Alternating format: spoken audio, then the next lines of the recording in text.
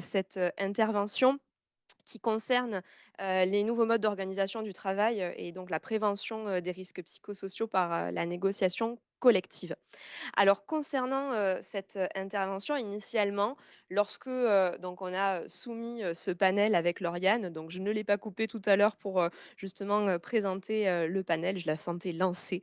On a eu l'idée justement de traiter davantage, du forfait un jour et du télétravail, dans la mesure où on considérait que c'était les 2 dispositifs, qui étaient les plus développés en France et qui avaient un intérêt, particulier, je dirais, d'un point de vue, comparé.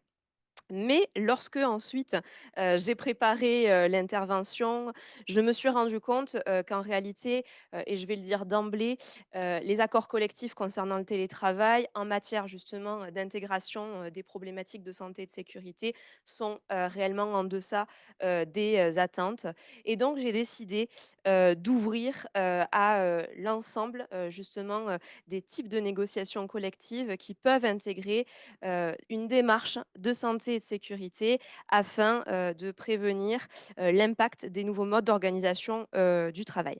Alors cette présentation, vous l'avez compris, elle s'inscrit dans le cadre, de recherches qui sont menées depuis plusieurs années, à titre individuel évidemment, mais aussi, d'une manière collective concernant surtout, notre projet, qui concerne la place de la santé mentale dans l'organisation de l'entreprise et qui emmène, justement à identifier, l'effectivité des outils juridiques concernant la prévention en matière de santé mentale, mais aussi d'identifier, quelles sont, les problématiques réelles, face à ce fléau qui est extrêmement important. Je vous rappellerai quelques chiffres, par ailleurs, mais, vous allez voir que les chiffres donnent le vertige concernant les problématiques, de, santé mentale.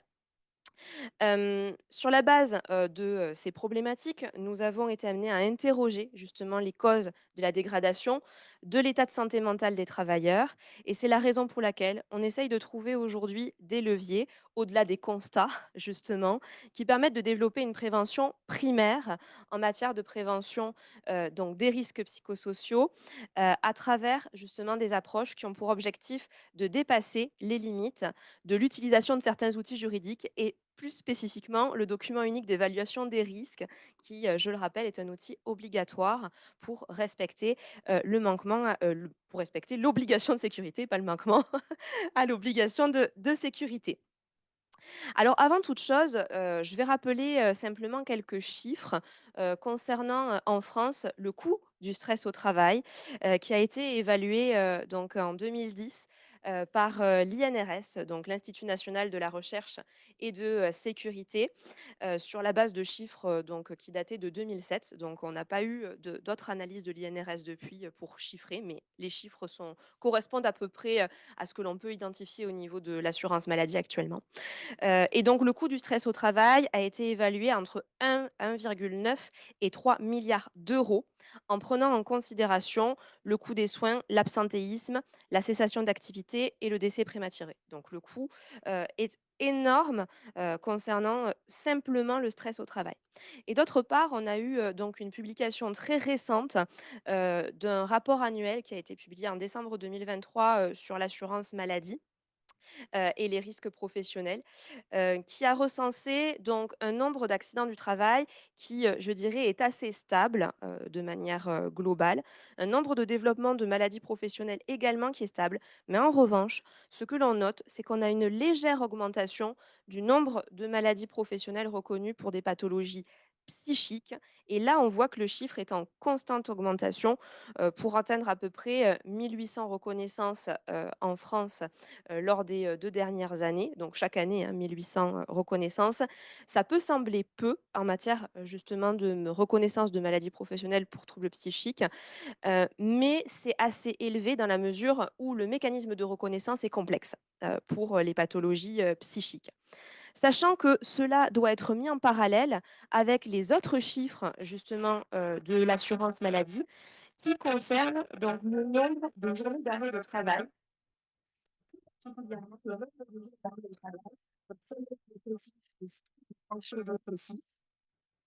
qui ne sont pas liés donc pour l'instant, donc au niveau de ces types d'arrêt de travail, à une problématique professionnelle. Simplement, là, on a justement une identification je dirais, du nombre d'arrêts de travail qui sont liés à une pathologie psychique, donc syndrome dépressif et troubles anxio-dépressifs, et cela représente 38 millions de journées d'arrêt de travail et une dépense, rien que pour les arrêts de travail, de 1,4 milliard d'euros. Donc là, on voit bien que les chiffres de reconnaissance des accidents du travail ou des maladies professionnelles en termes justement de pathologies psychiques ne reflètent pas la réalité du nombre de jours d'arrêt de travail qui justement sont financés par notre dispositif de l'assurance maladie. Donc vous voyez, les chiffres donnent le vertige et on voit bien que le nombre d'arrêts maladie liés donc, à une pathologie psychique en lien avec le travail est sous-estimé parce que bien souvent les salariés n'engagent pas de demande de reconnaissance du caractère professionnel tout simplement. Alors, après ceci, je vais, également préciser ce que l'on entend par risques psychosociaux parce qu'effectivement, la notion de RPS n'est pas la même, dans, l'ensemble des pays. On n'a pas du tout la même définition des RPS et donc là, je vais vous expliquer ce que l'on entend par RPS du point de vue de la conception française. Donc je, dis d'emblée également que la notion de risques psychosociaux, n'est pas une notion juridique. Donc c'est un dispositif, qui est appréhendé. On le verra dans les accords collectifs, mais on n'a pas de définition juridique, des RPS et c'est ça qui fait qu'effectivement on est dans un sujet qui est, extrêmement difficile justement, à appréhender par les partenaires sociaux parce qu'on peut avoir plusieurs définitions, des RPS dès lors qu'on n'a pas de définition obligatoire des RPS.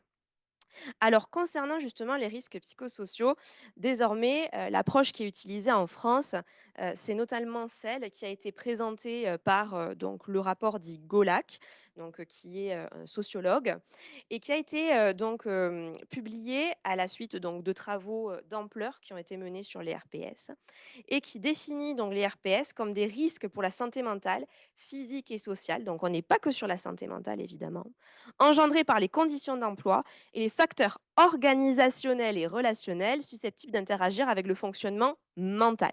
Donc on a vraiment donc, une approche qui est extrêmement large. Et il a été déterminé dans le cadre de ce rapport 6 grandes dimensions des RPS, donc notamment l'intensité et le temps de travail, on a également donc cette dimension, c'est effectivement la quantité et la complexité du travail. Donc là, on peut, justement intégrer, dans, le forfait jour, hein, comme, possible, élément permettant, ensuite de développer des RPS, donc la pression temporelle et cetera. Ensuite, les exigences émotionnelles, donc là, c'est, finalement les difficultés dans les relations au public, les questions de détresse sociale, de souffrance sociale, donc des contextes violents, par exemple, de travail. L'autonomie et les marges de manœuvre, donc là, effectivement, ça renvoie à la question de la monotonie dans les tâches de travail et la faible possibilité de développer ses compétences. Pardon. Les rapports sociaux et la reconnaissance au travail. Donc, ça, c'est la dimension qui concerne la qualité des relations aux collègues et à la hiérarchie, donc avec les capacités justement des personnes.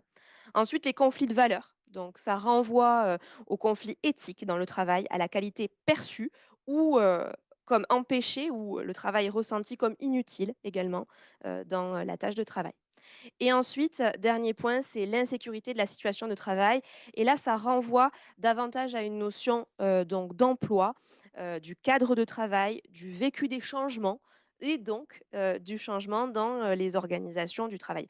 Alors, d'autres approches ont été développées donc avec le modèle de Karasek, le modèle de Sigrist et cetera et également, donc l'approche qui a été développée par Yves Clos et il faut savoir qu'aujourd'hui, il faudrait énormément de temps évidemment pour les présenter, mais il faut savoir qu'aujourd'hui, la manière dont on appréhende les RPS est un petit peu un mélange de l'ensemble de ces approches avec malgré tout, une forte présence, de cette approche réalisée, donc dans le rapport Golac qui, permet d'arriver à saisir ce que l'on entend par, risques psychosociaux. Également, dans le cadre, du développement, en fait, de la politique de prévention et l'approche SST, des risques psychosociaux, on se focalise aujourd'hui malgré tout, sur une espèce de synthèse qui a été réalisée, par, l'INRS concernant les risques psychosociaux, qui correspond en fait à l'identification également, je dirais de facteurs de risques psychosociaux permettant justement, de développer, par la suite des outils de prévention dont on le verra la négociation, collective. Donc ça correspond selon l'INRS de manière combinée à du stress, donc le déséquilibre entre la perception qu'une personne a des contraintes de son environnement de travail et la perception qu'elle a de ses propres ressources pour y faire face. Donc là, on intègre aussi la dimension de l'individu dans le collectif. Ensuite, les violences internes, donc commises au sein de l'entreprise par des salariés. Et là, on intègre les notions de harcèlement, les conflits entre les personnes, etc., les relations en fait interpersonnelles. Et ensuite, les violences externes, donc les menaces venant de l'extérieur.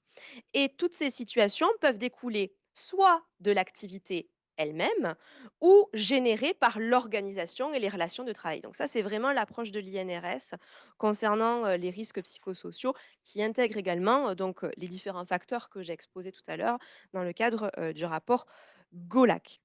Donc vous le voyez, on est vraiment sur déjà, une appréhension de la thématique et du sujet qui est extrêmement vaste, qui n'est pas que juridique, je le répète, et qui fait que justement on est dans une situation de plus en plus complexe qui pourtant justement doit être, appréhendée dans la mesure où l'employeur doit respecter son obligation de sécurité. J'ouvrirai sur ce dernier point. Alors, quid dans ce contexte des nouveaux modes d'organisation du travail? Donc là, effectivement, hem, le lien, je dirais, entre la mise en place des nouveaux modes d'activité et l'impact sur la santé mentale des individus a été, sous-évalué et a été sous-évalué, je dirais, dès le début, où l'on a commencé à appréhender les questions de santé et de sécurité de manière, beaucoup plus, je dirais, physique, donc dans le cadre notamment du développement de la législation pour, avoir, un système de responsabilité spécifique en matière d'accident du travail, donc dès 1898. Dans la mesure où on a constaté, à ce moment-là, alors qu'on a développé un mécanisme de réparation pour les accidents du travail physiques, donc très spécifique et un mécanisme de responsabilité particulier, qu'il y avait dans le même temps une augmentation du nombre de suicides avec donc justement l'introduction, des méthodes répétitives, industrielles de travail, le cadençage et cetera. Et initialement, le lien avec la santé mentale n'a pas été fait. On s'est focalisé donc sur le risque physique et on n'a pas appréhendé, l'impact de l'organisation du travail sur la santé mentale. Donc je dirais que dès le début, en réalité, on n'a pas fait le lien entre, justement les méthodes d'organisation du travail et l'impact sur la santé, mentale. Et donc aujourd'hui, on se retrouve justement dans le même schéma. Pour autant, on constate actuellement que le développement de nouveaux modes d'organisation du travail sont concomitants à l'augmentation de nouvelles problématiques de santé mentale et surtout accentuent l'augmentation des problématiques de santé mentale et les problématiques liées justement à l'identification des risques psychosociaux. Alors, quand on parle de nouvelle organisation du travail, de quoi parle-t-on? On a aujourd'hui plusieurs types, de nouvelles organisations, du travail et on parle tout d'abord, du nomadisme ou du travail nomade. Qu'est-ce qu'est le nomadisme? C'est la mécanique de travail ou l'organisation de travail qui fait que l'on peut travailler de n'importe où et à n'importe quel moment de la journée ou de la nuit. Donc effectivement, on a le développement justement du nomadisme. En France, cela concernerait à peu près 10% des salariés. Alors des salariés, mais effectivement, au niveau du statut juridique, ça concernerait en revanche 80% des personnes qui sont en freelance, donc qui travaillent avec le système de l'auto-entrepreneuriat en France. Là, on est quand même sur un mode justement d'activité qui se développe énormément. Ensuite, on a évidemment, le télétravail et le travail hybride, donc qui est extrêmement, populaire. Donc dans le télétravail, on a le système du télétravail complet, donc le full remote et ensuite on a le travail hybride avec travail à la maison et travail sur place. Là, effectivement, on a beaucoup plus donc, salariés en France qui, travaillent avec ce mode d'activité. Ensuite, on l'oublie parfois, mais dans les nouveaux modes d'organisation du travail, on a, donc le boom du flex office. Donc avec, des structures de lieux de travail où les collaborateurs n'ont plus de bureau individuel attitré et justement, ils vont pouvoir changer d'espace de travail dans la journée ou quand ils vont arriver le matin, dans, le lieu de travail et bien, ils vont choisir un espace pour travailler et ça, c'est un sujet assez important aujourd'hui puisque au regard de l'augmentation justement, de l'immobilier. On a beaucoup d'entreprises et donc des espaces de location, qui, vont sont en train de favoriser ce type, justement, d'activité professionnelle et on voit bien en revanche qu'il y a pas de traduction justement dans le document unique, d'évaluation des risques du système justement, du flex office et c'est en lien évidemment avec le coworking où on va avoir en fait, des organisations du travail en open space avec plusieurs, collaborateurs qui vont travailler, au même endroit. Alors en quoi la négociation collective peut-elle être un levier? La négociation collective peut être un levier dans le cadre justement de la prévention, dans la mesure où on a un cadre juridique propice à la négociation, collective. Alors d'emblée, je l'ai dit, ce cadre juridique propice, il est inexploité et surtout, ce qui est extrêmement complexe, dans le cadre, justement de la négociation collective en matière, de prévention des risques et plus particulièrement des RPS, c'est qu'on a une grande hétérogénéité des accords. Quand on parle de forfait un jour, quand on parlera de droit à la déconnexion et encore que sur la déconnexion, il y a plusieurs accords qui abordent les questions de déconnexion, on arrive à identifier un type d'accord. Là, on a plusieurs types d'accords, justement, qui peuvent traiter de ces sujets. On va avoir des accords qui sont intitulés RPS, des accords qui sont intitulés QVT, qualité de vie au travail, des accords qui sont intitulés QVCT, qualité de vie et conditions de travail. On va même avoir des mesures dans des accords sur la conciliation entre la vie privée et la vie professionnelle. Donc, on a vraiment une grande hétérogénéité, je dirais, des accords qui vont aborder cette thématique. Pourquoi? Parce que la négociation est un outil juridique utilisable en matière de santé au travail, mais qui est utilisé de manière volontaire, contrairement justement aux documents uniques d'évaluation des risques et même aux règlements intérieurs qui, eux, justement, sont obligatoires et doivent donc traiter de ces sujets.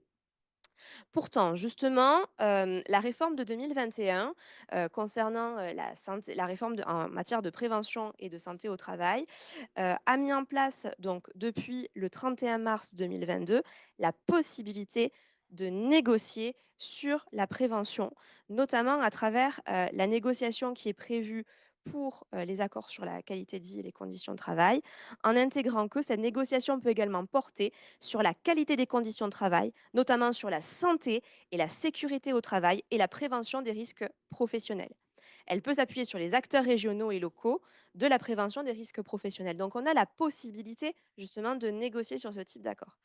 L'idée a été de se demander effectivement Heu, quel était le contenu de ces, accords collectifs sur la QVT, désormais QVCT, nouvelle génération et de comprendre quel était, le contenu de ces accords. Alors, le contenu de ces accords, il est assez, hétérogène également parce qu'il n'y a pas forcément le même objet de négociation et on n'identifie pas forcément des accords qui, pour aujourd'hui, ont comme objectif d'organiser la prévention et on assiste davantage à une dilution des problématiques en matière de santé et de sécurité, avec pas véritablement, je dirais, d'approche coordonnée en matière justement de prévention. Alors il y a quelques accords et là on en parlera éventuellement dans la discussion que j'ai identifié. Donc cette analyse est basée sur à peu près une centaine d'accords sur les risques psychosociaux et à peu près une cinquantaine d'accords en matière de QVCT nouvelle génération. Et effectivement, là, on peut arriver à trouver des éléments, mais pas forcément, je dirais, une méthodologie qui permette justement d'organiser une synergie entre, les, différents, outils juridiques. Alors on voit bien que, effectivement, c'est, un cadre, juridique qui est, propice mais souple, qui, justement permet donc, d'intégrer, la prévention, qui permet d'intégrer, la prévention des risques, de sorte, effectivement que les partenaires sociaux ensemble doivent essayer d'établir une méthodologie d'analyse pour établir ensuite un plan d'action et déployer des moyens adéquats. Et donc cette méthodologie, hein, qui semble être la plus, adéquate pour, cette thématique, doit permettre de s'adapter rapidement aux nouvelles problématiques qui pourraient se poser et notamment, les, nouvelles organisations du travail. Alors, il ne s'agirait pas d'établir des accords figés, en matière justement, de prévention, en matière de santé et de santé mentale plus particulièrement, mais bien justement d'avoir donc un cadre, d'organisation, d'une méthodologie de travail et d'interaction entre les différents outils pour intégrer en fait la prévention des RPS et la prévention en matière de santé mentale. Alors des accords qui sont négociés, justement sur la thématique de la prévention, des risques psychosociaux, mais de la santé mentale de manière globale, ne permettent pas à l'employeur de respecter son obligation légale de sécurité, ça je le répète et certainement il y aura des réactions à distance.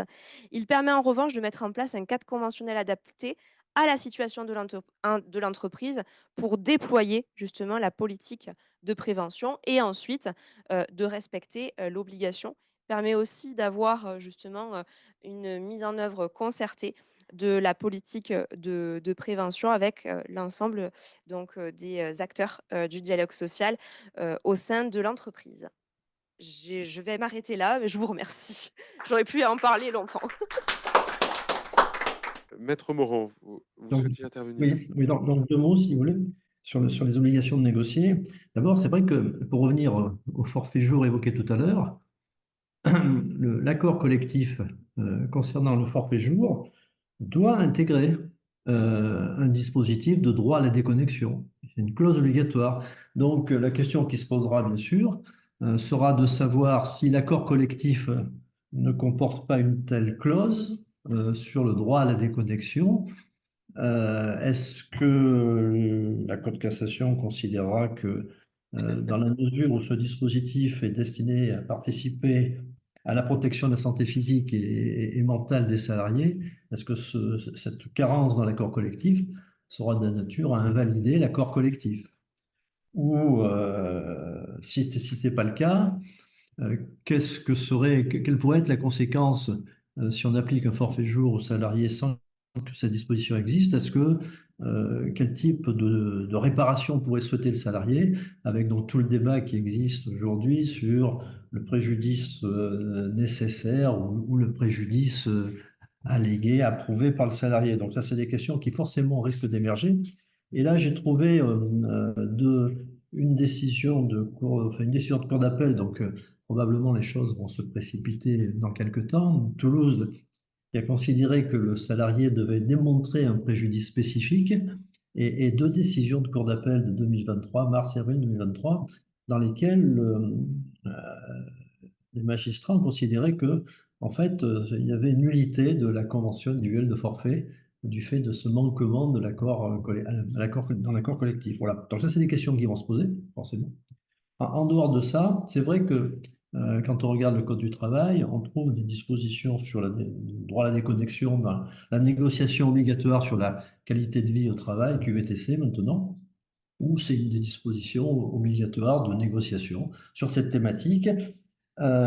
Et puis enfin, ce qui est étonnant, c'est que dans le dispositif de télétravail, qui, forcément peut permettre une intrusion terrible de la vie, professionnelle dans la vie personnelle, en fait, il n'y a pas vraiment de dispositif quand il s'agit d'un accord ou d'une charte, puisque ça peut se mettre en place de gré à gré, mais il n'y a pas vraiment de dispositif qui traite du droit à la déconnexion. C'est plutôt l'inverse, on traite plutôt du droit à la connexion, c'est-à-dire le moment où on peut effectivement, pouvoir, solliciter le salarié. Et donc on pourrait imaginer qu'à contrario, on ne peut pas. En fait, il n'y a pas beaucoup de choses. Donc, si vous voulez, les obligations en la matière sont finalement assez peu importantes si on regarde les textes applicables. Et souvent, quand on regarde les accords collectifs, alors hormis peut-être dans quelques grandes entreprises où le droit à la connexion a pu être sanctionné par, on coupe correctement les liens avec l'entreprise.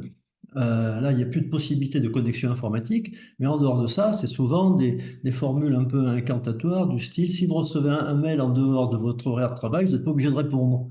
Bon, c'est un peu, c'est un peu limite tout ça. Et en tout cas, ça a des conséquences, on dit, qui ne sont pas très importantes. Ou en tout cas, on peut imaginer qu'il y a des salariés qui se disent, bon, ben, je ne réponds pas. Puis d'autres qui vont se dire, oh là, mais j'ai reçu un mail ce soir, vite, je vais le traiter pour gagner du temps sur le lendemain. Donc en fait, ce dispositif de droit à des connexions, bon, il n'est pas aujourd'hui extrêmement vertueux. Enfin, moi, je trouve, dans le cadre des dispositions relatives aux accords collectifs, et puis ce qui se passe d'un point de Bien. vue plus pratique. Voilà.